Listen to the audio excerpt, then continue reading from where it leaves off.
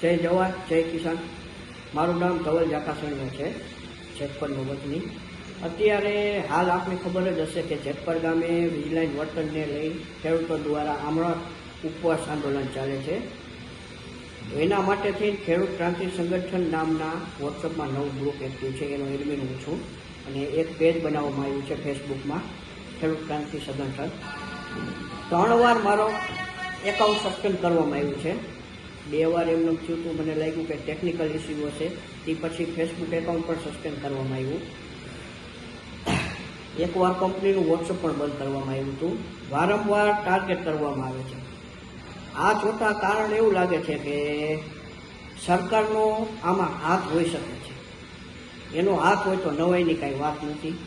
અને ખેડૂત મિત્રોને મારો એક જ સંદેશો છે કે ખેડૂતોના હક અને ન્યાય માટે આ સંઘર્ષ કોઈ પણ સંજોગોમાં યથાવત રાખવામાં આવશે।